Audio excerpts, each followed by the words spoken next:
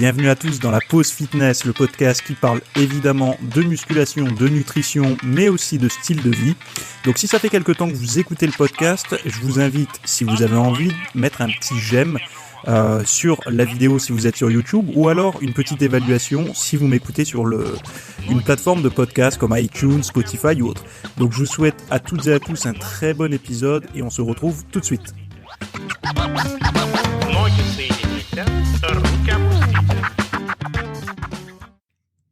Salut à tous, j'espère que vous allez bien, que vous avez passé un bon week-end, que vous avez bien festoyé avec des crêpes si possible un petit peu diète.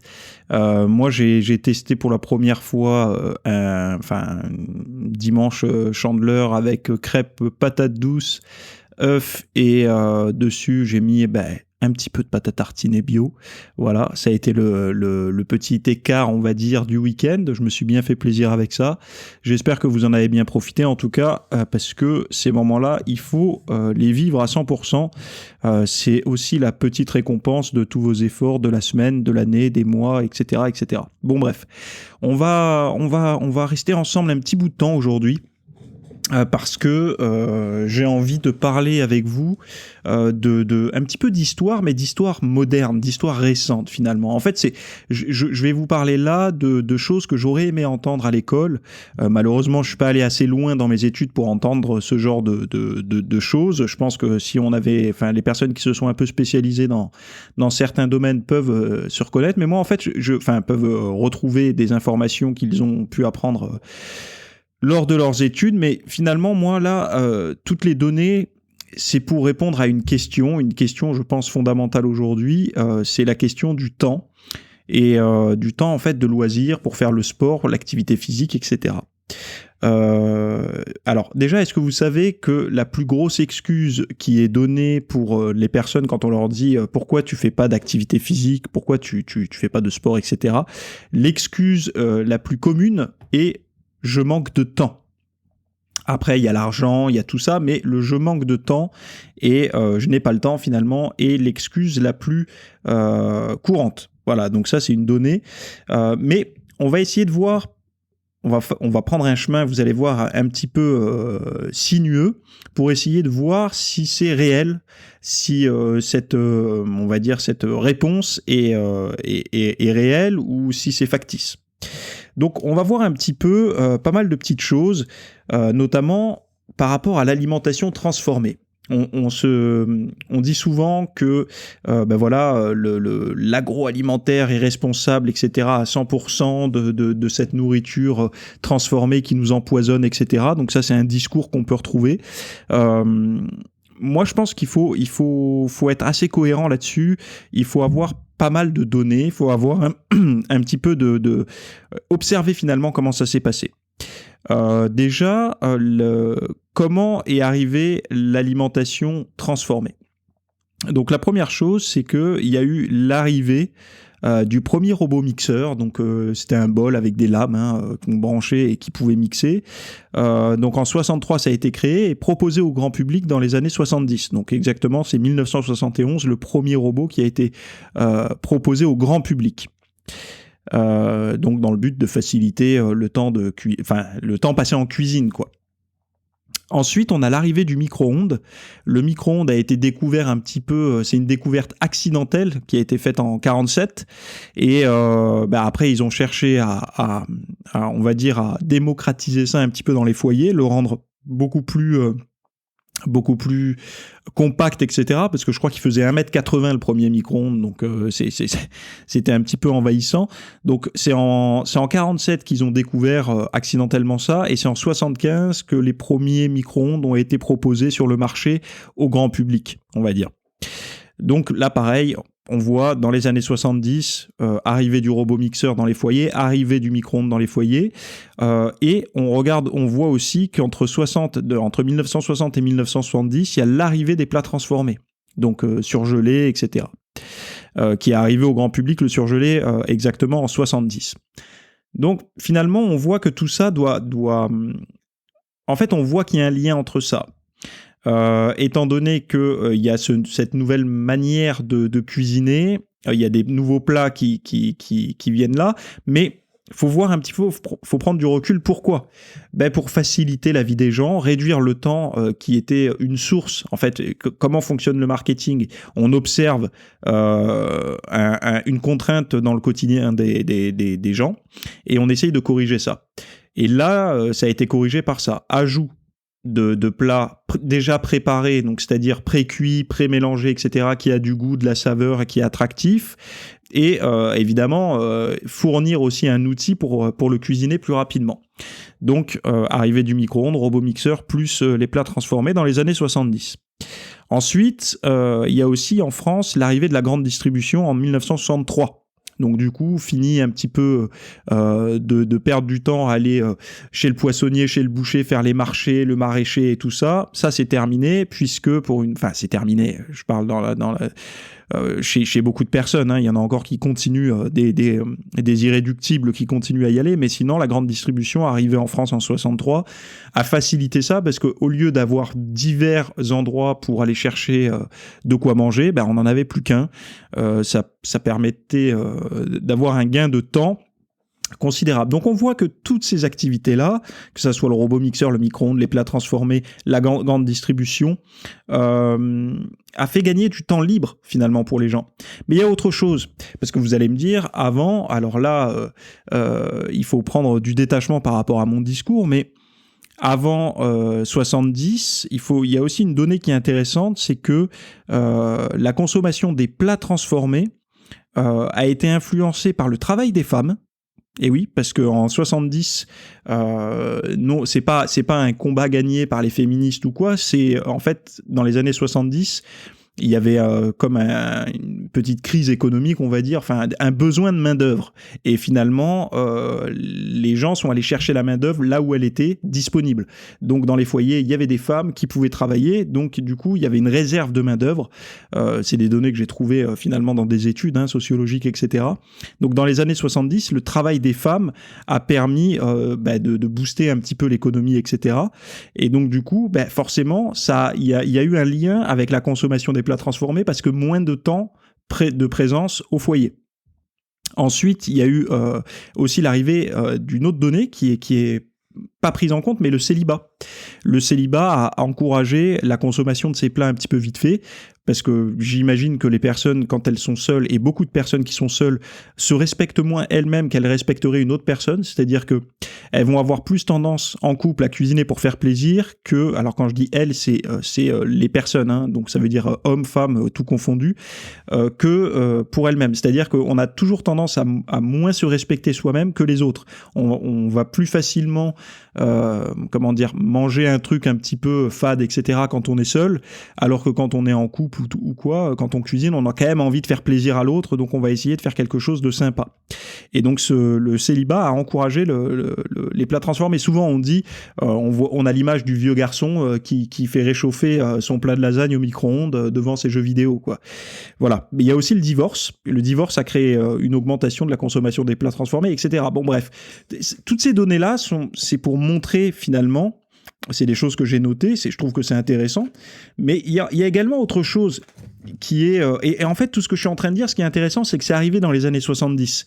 Donc c'est pour ça qu'il n'y a pas que l'arrivée des plats transformés, c'est pas que les plats transformés qui sont coupables de ça, il y a il y a plein de données à prendre en compte pour réellement comprendre les choses. Et après, il y a aussi une loi en 1976 contre la protection de la faune.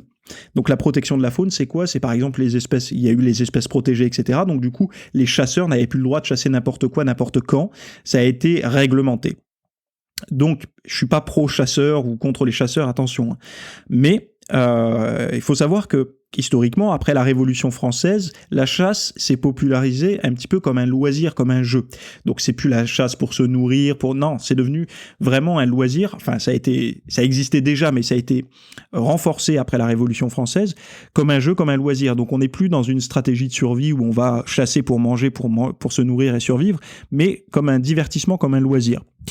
Il faut savoir une chose, c'est que c'est un petit peu le serpent qui se mord la queue, mais les revenus de la chasse, donc les permis de chasse, etc., ça alimente 70% des revenus forestiers. Donc, je trouve ça quand même intéressant de voir ça, que quelque chose qui, En fait, c'est un petit peu comme l'histoire des radars. Vous savez, les radars, le but premier, ils vont dire que c'est la sécurité routière et tout ça, mais finalement, ça alimente, tous ces PV alimentent énormément les caisses. Et donc du coup, si on devient plus vertueux, donc c'est-à-dire qu'on ait un meilleur comportement, certes on va faire baisser les chiffres de mortalité, tout ce que vous voulez sur la route, mais on va également faire baisser les chiffres, le chiffre d'affaires, oui, on peut parler de chiffre d'affaires des radars. Et là c'est un petit peu pareil en fait, si la chasse se réduit fortement, donc le besoin, l'envie de chasser se réduit, les revenus forestiers, il y en a besoin de revenus forestiers, je pense que c'est important, ça va baisser, donc c'est un petit peu, vous voyez, c'est quand même, c'est malaisant, je sais pas si on peut dire ça comme ça, mais on sent que c'est problématique, donc c'est bien qu'ils trouvent de l'argent là-dedans, mais je trouve ça étrange en fait, parce que ça voudrait dire que leur survie est dictée par quelque chose qu'ils veulent combattre. Et c'est un petit peu comme les radars. La survie des radars est liée aux voyous, en fait. S'il n'y a plus de voyous, il n'y a plus de revenus. Alors, quand je dis voyous, c'est les voyous de la route, c'est pour dire, pour aller simplement, hein, c'est pas des... Enfin bon, bref, voilà, ça c'est un autre débat. Et en fait, toutes ces choses-là, c'est 1970 aussi également, la protection de la faune. Alors, c'est très bien, mais... je pense qu'on se base aussi sur les extrêmes. Les personnes qui vont chasser pour s'amuser, évidemment, eux, il faut légiférer. Enfin voilà, faut que ça soit strict, faut que ça soit parce que c'est un petit peu contre nature de buter comme ça des animaux sans raison. Après, je pense que là, on s'est basé sur les extrêmes, mais à l'opposé, il y a des personnes qui, encore dans certaines régions, chassent pour se nourrir.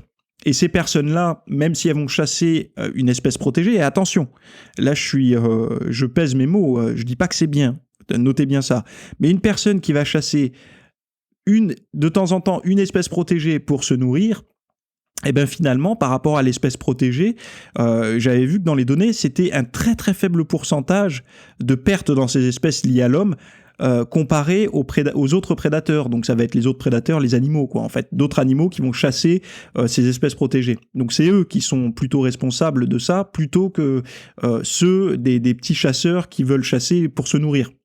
Donc c'est toujours pareil. Enfin voilà. J'essaie de donner des chiffres qui sont, comment dire, avec absence d'émotion. Je pense que voilà. C'est assez compliqué à dire, hein, parce que je sais qu'il y aura toujours des gens qui diront mais c'est affreux, il faut garder les espèces protégées et tout, et je suis d'accord. Mais il faut avoir toutes les données, et je pense que c'est pas toujours blanc ou noir, mais que souvent on a tendance à combattre les extrêmes. Donc les extrêmes dans la chasse, c'est vraiment ces gens-là, ceux qui en abusent, mais à contrario, il y a des gens quand même qui c'est pour survivre qu'ils le font. Donc comment on fait ? On laisse crever un individu ou enfin voilà. Bon, toutes ces choses-là, c'est les premières données. Donc pourquoi j'ai parlé de tout ça ? Parce que forcément, qui dit moins de chasse, pêche, alors chasse, pêche, tout confondu, hein. Donc ça décourage un petit peu l'alimentation brute, on va dire. Il y a plus d'alimentation transformée, indirectement. Ça va être peut-être minime, mais c'est quand même un lien. Et tous ces chiffres que je vous ai donnés depuis tout à l'heure, je pense qu'il faut les additionner pour essayer de comprendre un petit peu je manque de temps, on va voir un petit peu après. Donc déjà on a vu dans un premier temps que l'alimentation transformée elle est arrivée dans les foyers par tout un tas de facteurs différents, mais on voit aussi également, on va parler un petit peu des temps de loisirs, parce que les gens parlent de je n'ai pas le temps, parce que c'était quand même le but du podcast là, et un petit peu on va voir entre 74 et 2010, donc on a encore 10 ans de progression, mais moi je me suis arrêté à 2010, on va voir un petit peu les points sur lesquels ça a le plus évolué dans les activités de loisirs, donc c'est-à-dire de ce que vous allez faire hors de votre travail. Donc il y a des gens hors de leur travail, par exemple, ils vont continuer à travailler, c'est-à-dire qu'il va y avoir du travail professionnel. Et bien en fait, il y a eu moins 27% de travail fait à la maison entre 74 et 2010. Ensuite, il y a eu une augmentation de 67% entre 74 et 2010 des études à la maison. Donc ça, c'est pour les étudiants. Les activités domestiques comme cuisine, vaisselle, etc. Donc en règle générale, moins 12%. Donc on est passé de 3h53 par jour à 3h25. Donc moins 12% pour les activités domestiques qui sont cuisine, vaisselle, entretien du linge, ménage, courses, soins et éducation des enfants, tricot, couture, bricolage, jardinage, soins aux animaux, travaux domestiques divers. Alors ce qui est intéressant, la plus forte baisse, c'est le tricot et la couture. J'en avais déjà parlé, je crois, dans un autre podcast, mais c'est vrai que ça, c'est des activités qui se perdent complètement. Et qu'aujourd'hui, je pense que quelqu'un qui ouvre sa petite boutique de retouches, qui a ces compétences-là et qui ouvre une boutique pour ça, se voit, faire, je pense, un bon chiffre d'affaires s'il arrive bien à se placer au niveau marketing sur les réseaux sociaux et tout pour se faire connaître. Mais bon, moins 87%, on se doute bien que c'est moins 86% chez les femmes, parce que là, il y a les répartitions et il n'y a même pas de chiffre pour les hommes. Donc les hommes ne s'y sont pas mis et ne s'y mettaient pas déjà à l'époque. Ensuite, on a quand même le bricolage qui a augmenté de 20%. Et on pourrait se dire, c'est bien, mais en fait non, c'est parce que c'est 100% chez les femmes. Beaucoup de femmes se sont mis à bricoler, il y a eu une petite augmentation de 16% chez les hommes, mais 100% chez les femmes par contre. Ensuite, on va avoir les activités personnelles et autres. Donc, on va avoir sommeil, toilette, soins personnels, qui est équivalent à 0, ils disent, d'évolution entre 74 et 2010. Donc, dans un ensemble, hommes-femmes réunis. Mais en fait, quand on prend au détail les femmes, il y a une augmentation de 1% et les hommes, une baisse de 2%. Ensuite, sieste et détente, on a eu moins 9% en règle générale, donc moins 12% pour les femmes entre 74 et 2010. On imagine aussi qu'il y a l'arrivée, comme je vous disais, du travail pour les femmes plus intense, donc du coup, il y a une baisse significative plus pour les femmes que pour les hommes, et les hommes, c'est moins 10%. Donc, sieste, détente, etc., on a moins de temps pour ça. Les repas, donc le temps passé à table, forcément, augmentation de 3%, arrivée des plats transformés, tout ça. Donc les repas, on peut avoir plus de... Si on met moins de temps à cuisiner, parce qu'il faut savoir que la cuisine, c'est moins 13%, hein, entre 74 et 2010. Moins 24% pour les femmes et plus 25% pour les hommes. C'est ça qui est intéressant. Il y a moins 24% pour les femmes et les hommes se sont mis à cuisiner depuis les années 70, donc avec une évolution de 25%, et les femmes ont baissé de 24%. Donc les repas, plus 3%, 7% de temps pour les femmes en augmentation, et les hommes ont perdu 2% de temps au repas. Voilà. On continue un petit peu avec les autres activités de loisirs, donc télévision, plus 57%. Avec des chiffres égaux pour les hommes et les femmes. Radio, écoute de musique, on est à moins 71% entre 74 et 2010. Lecture, on est à moins 39%. Donc les hommes ont vraiment... les hommes, c'est moins 53, les femmes, c'est moins 23. Promenade, on est à moins 39%. Pareil, avec plus pour les hommes que pour les femmes. Le sport, on est à plus 230. Ce qui est intéressant, c'est de voir comment c'est réparti. Alors, plus 500 pour les femmes, 500% pour les femmes, de sport en plus, et 133% en plus pour les hommes. Les activités de spectacle, etc., donc là, on est à peu près à 100%. Donc, les femmes en ont plus profité, 150% d'évolution. La conversation, très important, moins 41% de conversation pendant les temps de loisirs, entre 74 et 2010. Moins 36% pour les femmes et moins 43% pour les hommes. Visite-réception de la famille, etc., ou les amis, c'est en évolution de 45%. Participation associative ou religieuse, on pourrait penser que c'est en déclin, mais augmentation de 75%. Activités récréatives comme les jeux et tout ça, on est sur 300% d'évolution. Donc les gens qui disent qu'ils n'ont pas de temps libre pour jouer, en tout cas il y en a, puisqu'il y a augmentation de 300%, donc c'est égal à 440% d'évolution pour les femmes et 260% d'évolution pour les hommes. Les trajets, sauf ceux à but professionnel ou domestique, on est à 30% d'évolution, 46% pour les femmes et 21% pour les hommes. Alors tous ces chiffres-là, c'est sur 24 heures évidemment, et ces chiffres-là, ces évolutions, c'était entre 1974 et 2010. Voilà. S'il y a des gens que ça intéresse d'avoir ce genre, les tableaux sur lesquels je me suis basé et tout ça, vous m'envoyez un mail et puis je vous enverrai ça sans problème. Voilà. Ensuite, donc on voit bien que le temps libre, il a quand même progressé. On a eu une évolution du temps libre, et donc après les choix, vers quoi se tournent les gens, c'est autre chose. Les gens ont fait des choix sur des activités de jeu, etc. Donc le temps existe, mais le temps est utilisé autrement que pour faire du sport, de l'activité physique et tout ça.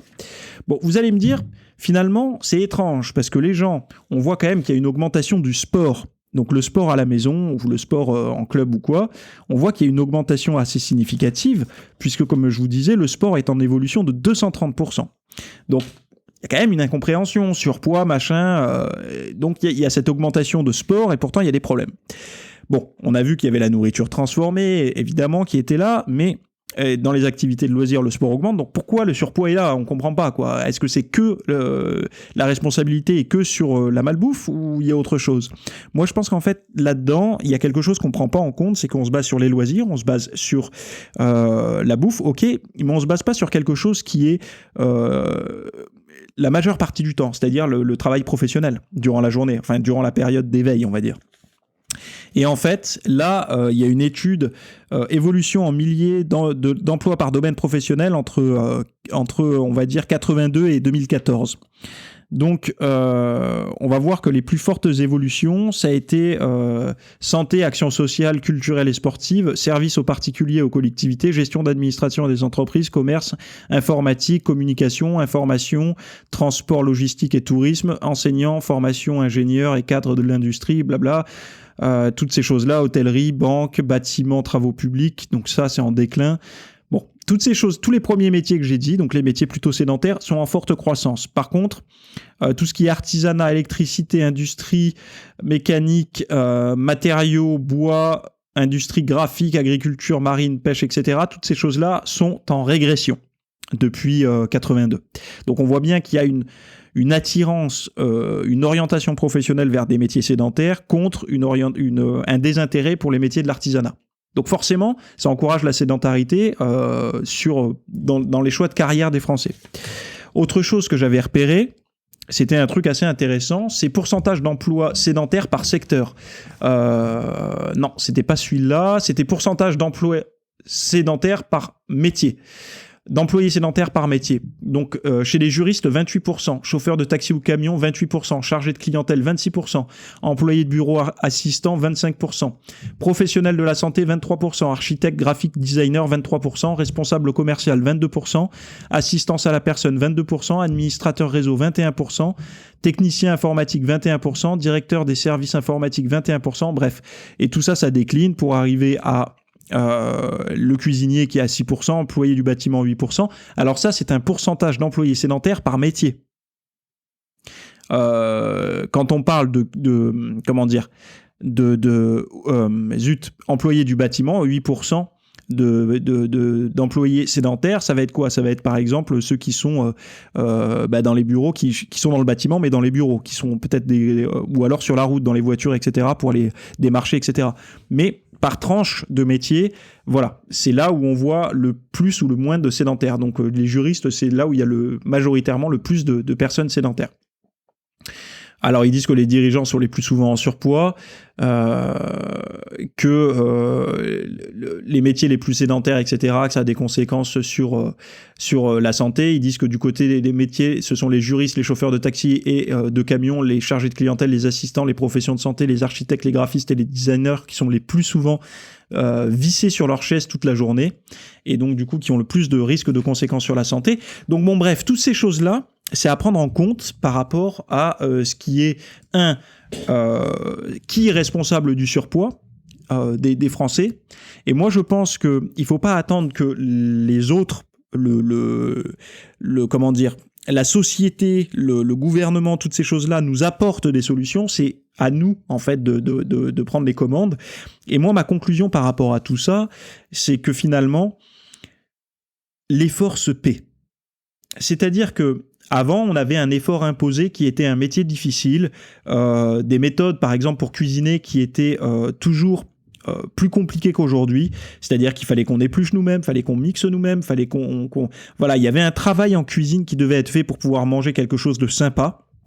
Et donc, du coup, on a gagné en confort sur tout un tas de domaines, la nutrition, le travail, l'activité physique. On a gagné en confort. Donc, ça a un prix.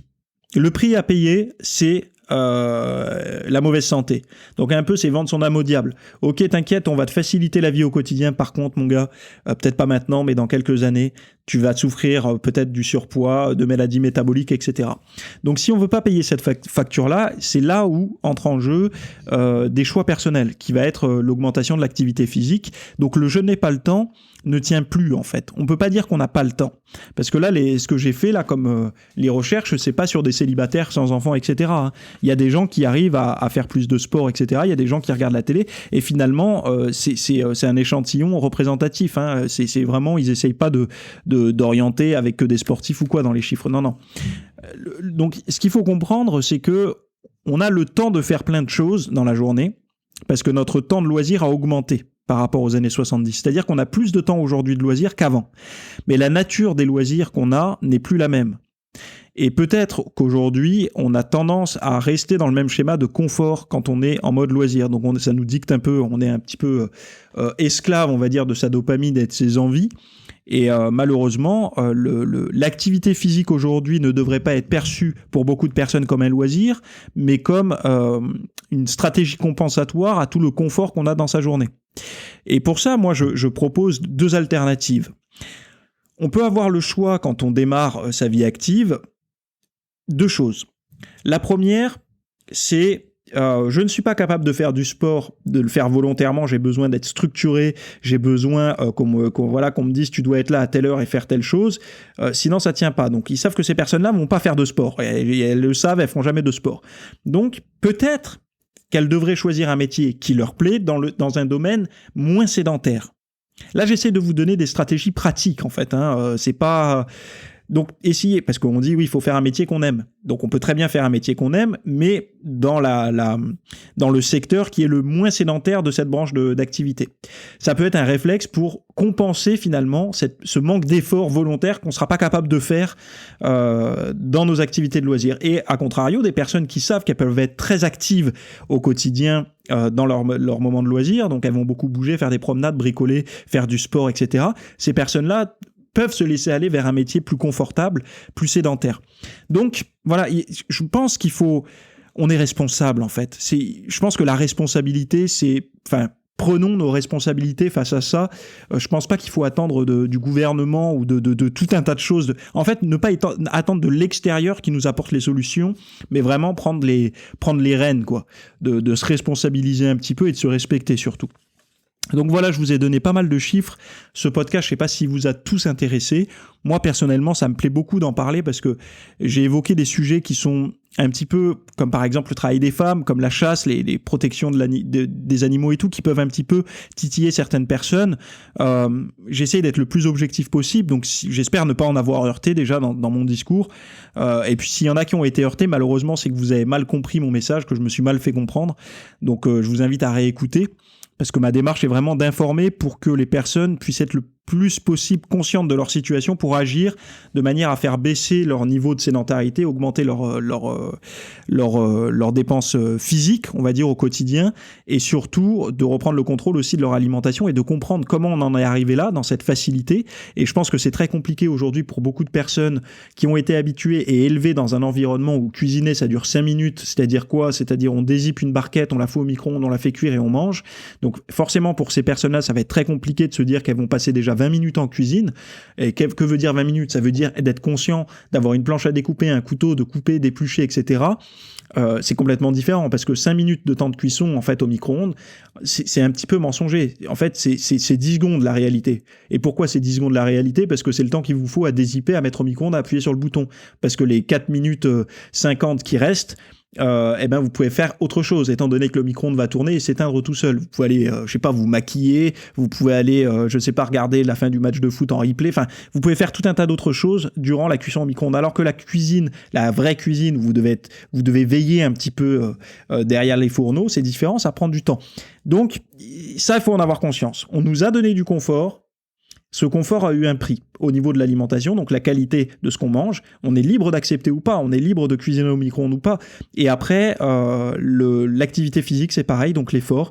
Tout effort, dites-vous bien une chose. Ça, s'il y a bien quelque chose que j'ai mis longtemps à comprendre, mais comme depuis que je l'ai compris, ça rythme vraiment pas mal de processus de pensée que je peux avoir.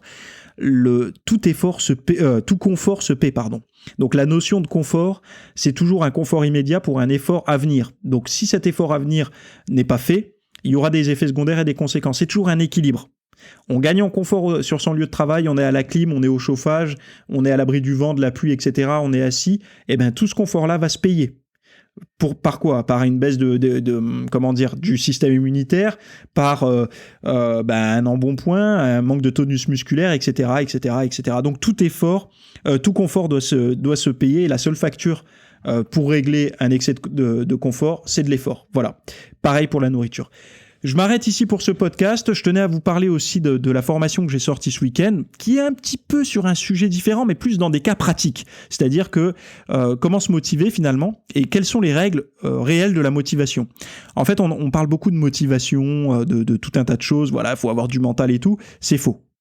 Le mental et la motivation, c'est pas quelque chose de concret. C'est-à-dire que si vous prenez un échantillon d'une centaine de pratiquants de musculation avancée qui ont 10, 15, 20 ans d'entraînement, ils vous diront pas qu'ils ont du mental ou de la motivation pour aller s'entraîner. Ça, c'est ce que beaucoup de personnes veulent donner comme image pour avoir cette reconnaissance sociale, etc., se sentir bien, ça produit de la sérotonine et voilà, on se sent bien. Mais en fait, la réalité, c'est qu'après, on n'a plus besoin de se motiver, c'est devenu une routine, on se sent bien quand on pratique du sport. Et donc, du coup, ces personnes-là, que vous pouvez voir si vous êtes débutante ou débutant comme des personnes qui ont du mental et qui ont de la motivation, ça n'est pas le cas. Quand des personnes viennent me voir et me disent « t'as un sacré mental », non, je n'ai pas un sacré mental. J'ai eu par le passé certains réflexes et habitudes que j'ai su tenir un certain temps qui m'ont permis aujourd'hui d'avoir ces réflexes-là au quotidien. Mais aujourd'hui, ça n'est pas un effort pour moi. Je dis pas que je suis dans le confort, mais ça n'est pas un réel effort pour moi de m'entraîner et de bien manger parce que c'est devenu des automatismes. Donc, dans cette formation qui dure longtemps, d'ailleurs, je vous parle de tout ça. Je vous parle de comment concrètement mettre en place des choses au quotidien pour aller tout doucement vers une situation de motivation en pilote automatique. Voilà, c'était ça le but de la formation. On aborde vraiment beaucoup de sujets. Et d'ailleurs, il y a une vidéo de présentation que je vous encourage à voir. Je vous mets le lien en description. Je m'arrête ici pour ceux qui sont encore vivants et pour ces gens-là, je vous dis à la semaine prochaine pour le prochain épisode. Alors, sachez une chose, c'est que le jeudi, je fais un petit récap, mais tous les mardis matins, vous avez le podcast. Le jeudi à 18h, vous avez une petite question des internautes de YouTube que je traite dans une petite vidéo YouTube. Et que le vendredi, il y aura soit un article, soit une petite vidéo sur des thèmes particuliers qui seront aussi sur YouTube. Et ensuite, vous avez le samedi, la grosse formation. Là, c'est pour les VIP, où on rentre dans le concret, dans le vif du sujet, avec des cas pratiques, avec du factuel, avec un plan de route à suivre pour avancer et pour progresser un petit peu plus chaque semaine. Donc vous avez les liens en description. Je m'arrête ici. Bye bye. Si vous avez aimé ce podcast, laissez-moi vous montrer un petit peu ce que je fais dans l'espace VIP. Donc je vous ai mis un petit lien pour aller continuer à écouter comme ça des audios qui sont réservés aux personnes, on va dire, du petit cercle VIP. C'est des contenus que vous pouvez écouter aussi bien en audio ou en vidéo. Hein. Ça, c'est à vous de choisir comment vous souhaitez consommer le contenu. Mais il y a également des programmes d'entraînement. Il y a également des plans diététiques, etc. Et c'est justement une extension du podcast volontairement pour justement les personnes qui veulent pas juste consommer de l'actu, des petits sujets légers, mais plutôt rentrer dans le vif de certaines problématiques pour progresser et pour un petit peu devenir de plus en plus indépendant vis-à-vis des coachs, etc., etc. Donc vous avez un petit lien directement et si ça vous intéresse, vous pouvez aller regarder le contenu. Voilà.